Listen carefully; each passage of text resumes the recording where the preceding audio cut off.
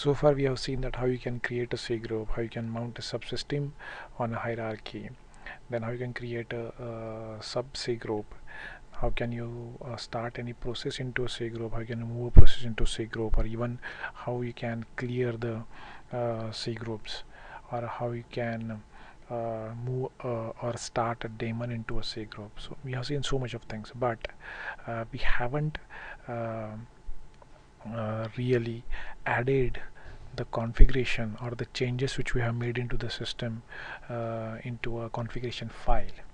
So if we don't do that, if we reboot the system, then what will happen? All the changes which were in the RAM will be lost. So how to make a C group permanent? For that we have to add the entries into a file, a configuration file. We already know that /etc cgconfig .d is the directory where you can make your configuration file, and you can make any configuration, you can give any name to the configuration file. And whenever you will start a cgconfig service, it will first check the cgconfig.conf file, and then it will check this directory, and whichever .conf files will be available here, it will run or it will read. Okay, so let's look at the current subsystems, current cgconfig data. So from the file subsystem side, this is what we have. From file system side, you can see we have all the default subsystems, and they are mounted on a default hierarchy. And from C group side, we have one C group called as test subgroup, and a CPU subsystem is attached to it. Okay, so we want to make this permanent.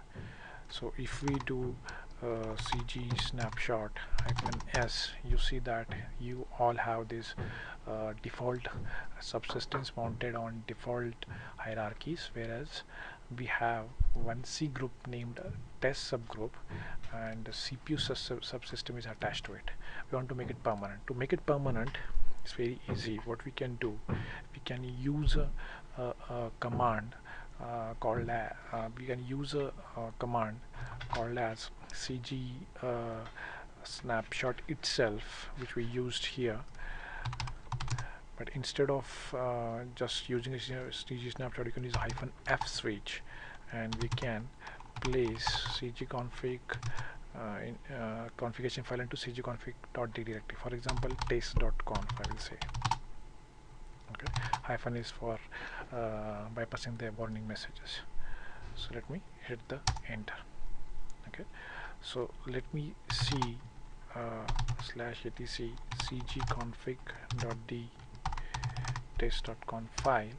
You can see here we have a test subgroup, and CP subsystem is attached to it. Also /etc cgconfig.conf file, where you see the default mount points and their hierarchies. Okay, so let me first show you the test.conf, and let me start the cgconfig service.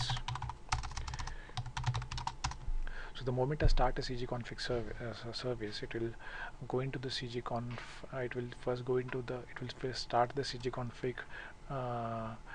It will refer the cgconfig.conf file, and then it will go into the cgconfig.d directory, and it will run the taste.conf file. Okay, but there is a problem here. We will be facing one error message. So let me first hit the enter. It's already running, so let me just restart it. Okay, as you can see, it stopped correctly, but when it was coming up, it throws error message. The error message is inside the test.conf, where it says have multiple paths for the same namespace. So basically it is saying that your, I hope this is visible. Basically what it is saying, the cgconfig.conf file also has a mount section, whereas cgconf, the test.conf, also has the mount section. Ideally there should be only one mount option, and that should be present into the default cgconfig.conf file. So what I'll do in order to get away of this error message, I will edit the taste.conf file, I will remove this extra 1 point section and I will save it.